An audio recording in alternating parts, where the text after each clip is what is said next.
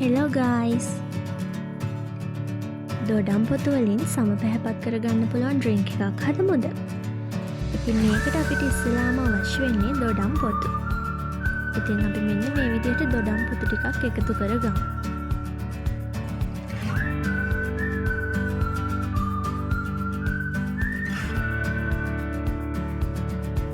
ඊට පස්සේ මේ ටික හොඳින් හොද ගන්නවා.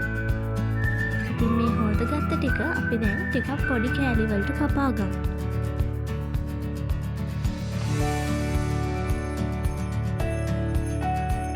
මම නැවතත් මේ කපාගත්ත කෑලි ටික පොඩිවට අපෝ කපා ගන්නවා.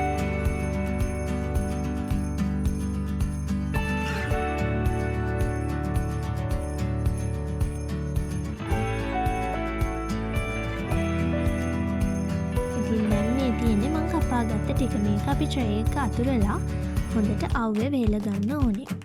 මේ තියෙන්නේ ඉතින් වේලුණාට පස්සේ. මේ ගානටවත් මේ ටික වේල ගන්න ඕනේ. ඉතින් මම මේ වේලුණු ටික අරගෙන බ්ලෙන්ඩ් කරගන්නවා. මේ තියෙන්නේ බ්ලෙන්ඩ් වුණාට පස්සේ. ඉතින් මේකෙන් තේ හැන්දක් හැමදාම වතුර එක දිය කරලා බීලා බලන්න. ආගේ සම පැහැපත් වෙනවා.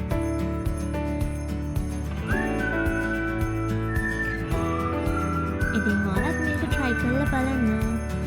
Bye!